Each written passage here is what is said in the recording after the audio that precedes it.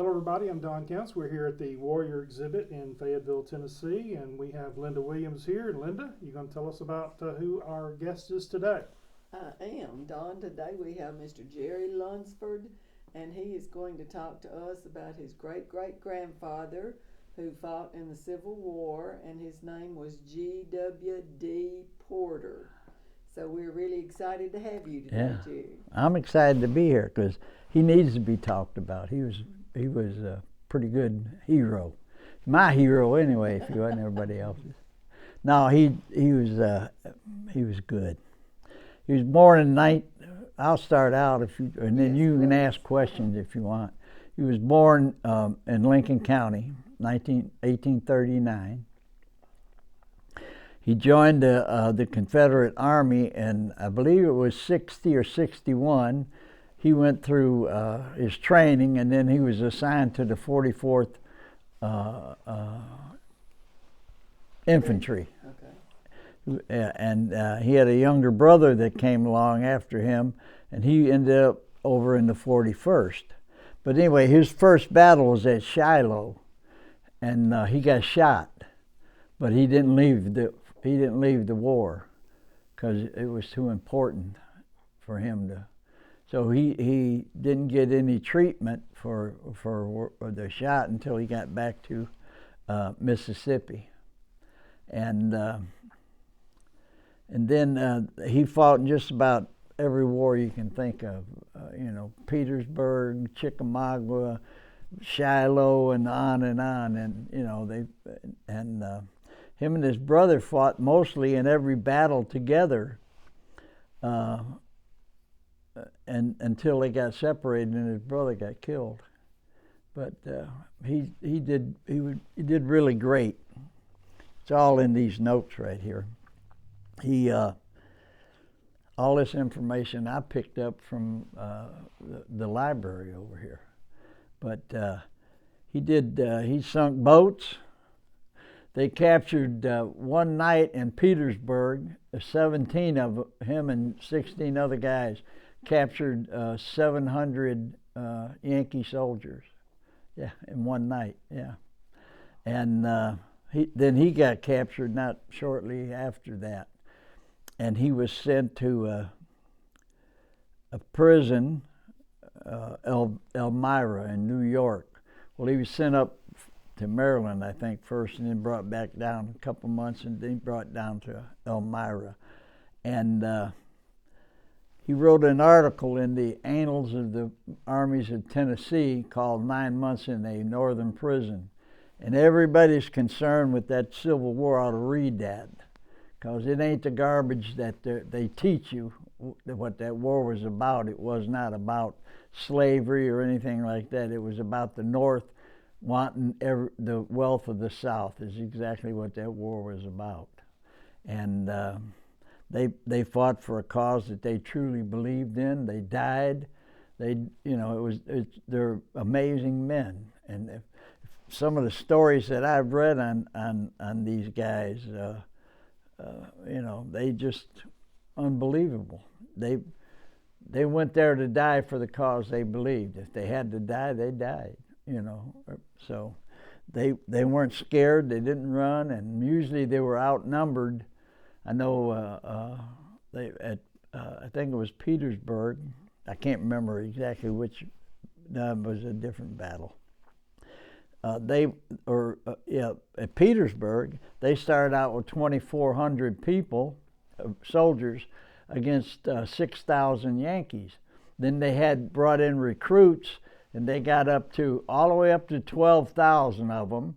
And then Grant brought in 60,000. So those 12,000 or 24,000 fought against 60,000. That's usually the battles that they fought in. They were always outnumbered, but they didn't always lose. But anyway, he sunk a boat, a Northern munitions boat in the how do you say that? Appomattox. Yeah. And he seen a Yankee supply boat coming in, gunnery boat, and he spun a cannon around and sunk it right there. He became a sergeant in very little time because he was a leader of people, you know, and he was just in my eyes a great hero, you know. I've read all the stories on him and all the acclamades, you know. The forward in that article, 9 months in a northern prison, his commanding officer put the statement in there at the beginning: he was a man among men and fearless warrior. So what more could you ask for than that? And he was once he got out of the Army, he didn't marry until after he got out of the Army. And he married and then had a bunch of kids. And he died in 1922. And he was, I'm the pastor for the Sons of Confederate Veterans here in town. He was adjutant for them in the early 1900s, you know. He was just a all-around great guy. Now, if you go by the stories in here, it was told that when he come to town, he knew the people in town that fought for the North, right? And if you were on the sidewalk with him, you had to get out, or he'd throw you out in the street. You couldn't walk on the same sidewalk. He had respect for Northern warriors, but he didn't have no respect for the Southerners that went and fought for the Northerners. So, but he was a great guy. Like it. Yeah, he was. He got married and had, I don't know how many kids he had. Well, I think he had like six or seven boys, 3 girls, and my great grandfather was, as I showed you in that picture, was one of his children, and his son Henry Porter was my grandfather. And they were all quite. Henry he walked on water as far as I was concerned. He was amazing. So what he said, he did. There was no. His yea was yea and his nay was nay. If he said no, it wasn't going to happen. If he said yes, it would happen. So I come from an amazing family. I really do. We don't do this anymore, but we used to have every Sunday, the whole family would be at my grandfather's house, you know. And we have all experienced that growing up. But they don't do that no more. You know, Satan has destroyed the family. Basically, that's what's happened, you know, so. But I love to talk about him and read about him and all that, everything else. Tell us where you find the writings.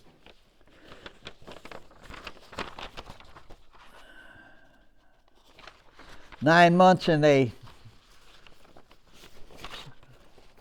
right there. Where can people find this stuff? It's online. You just go online and put in 9 months in a northern prison and it comes up.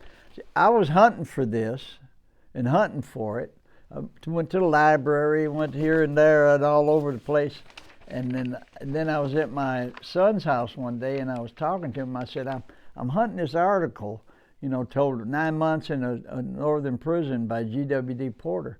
And my grandson was standing there and he walked away and he come back 5 minutes later and handed me this right here. This here.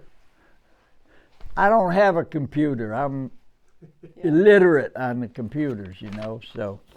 But that's where you can find it online. You can find anything online that you want. This is online too. But it's also in, see, this is his father Isaac. He come to Lincoln County in 1809. Hold that up for me. See. All right. He came to Lincoln County in 1809. He went back to, stayed a while and decided this is where he wanted to live. He was living in Georgia at the time. So he went back to get his family and got caught up in. He was in the Revolutionary War. He fought with George Washington, and he was going back to Georgia to get his family, bring him here, and he got caught up in the War of 1812. So he didn't get back over here until about 1813 or 14. So anyway, but then I have deeds. I don't have them with me, but I have a deed. I had this all in a pamphlet, and I don't know what I did with it, or a binder. But Sam Houston, who was the governor of Tennessee at that time, I have a copy of the land grant that signed by Sam Houston. It was given to him, and I wanted to hunt it down, the parcel of land. I think it was the old Porter Plantation was out at let me think where it was there. Can't think of the guy's name. One of them hollers out there. I'll think of it in a minute. I'm old age is creeping up on me, and I can't remember things anymore. That's right. Yeah. What part of the county are we talking about? That's what I don't know. That's what from this 2 feet off this creek bank over that yellow or the white oak. Where is that? Yeah, where's that? Where's that creek, and where's that rock, and where's that tree? And we're talking 200. Yeah, 200 years ago. Yeah. So I don't know where it's at, but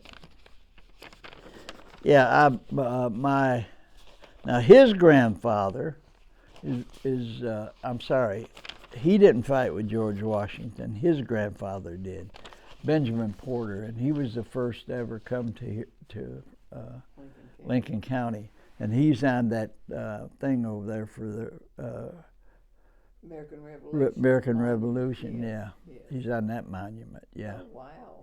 So we all us Porters come from Benjamin, and he come from, it's either Frank, Benjamin, or George Washington all the way back.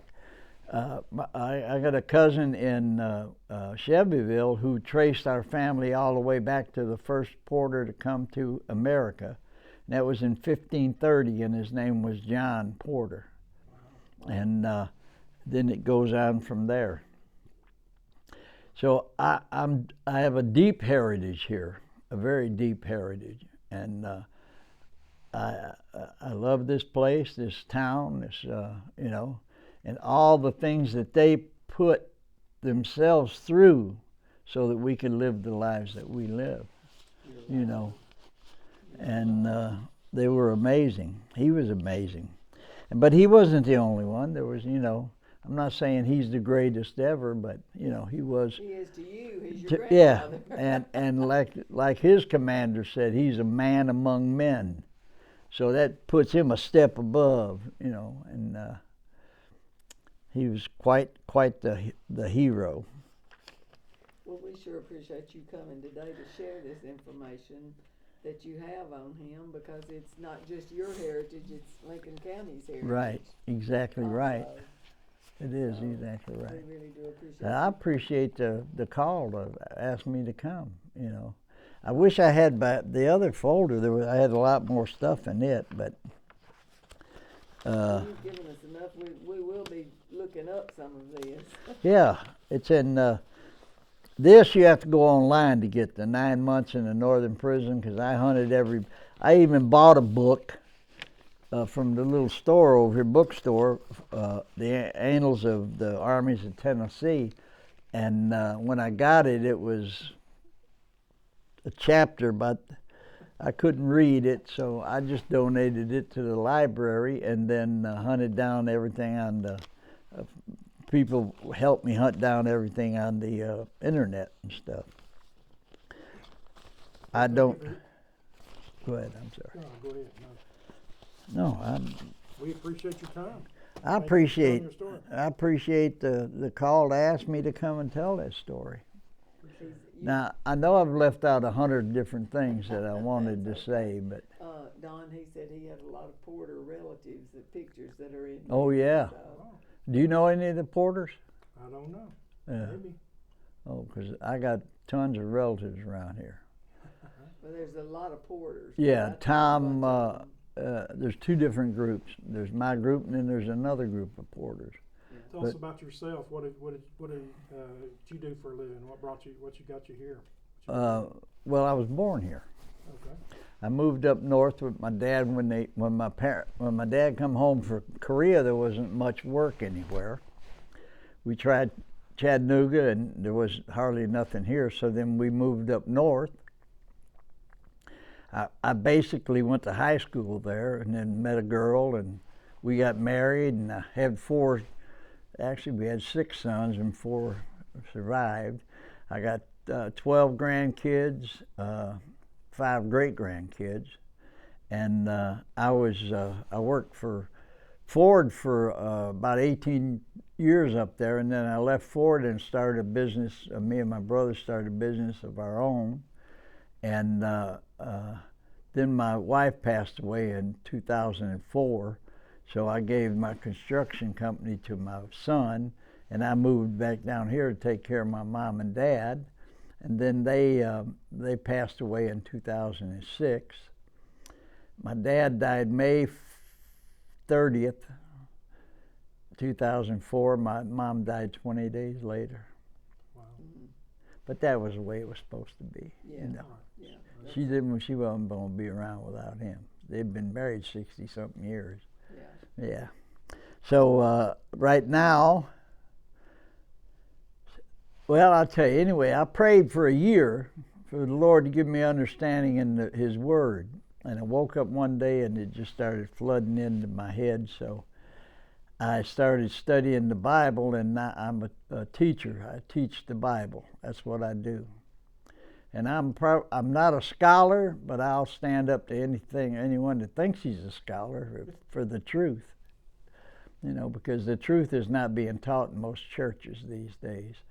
You know, everybody wants their ear tickled. They go, they'll tell me what I want to hear. You know, they're not looking for the truth in God's Word. They're looking for something that justifies their lifestyle. They want the Bible to fit their lifestyle instead of their life fitting the Bible. And that goes on a lot. So, but that's what I do. You know, Wednesday nights is Bible study, and Sunday is Sunday school. But we do it different, and we don't have any little pamphlets. I teach directly out of the Bible. What church do you go to? Fairview Fellowship, right out 64 there. Okay. You know where the red roof is? I know exactly where that is. Right there. Well, thank you for your time. We appreciate you coming. I appreciate you asking me to. Thank y'all very much. I hope I did all right. But You did. Great. You yeah. did great. All right.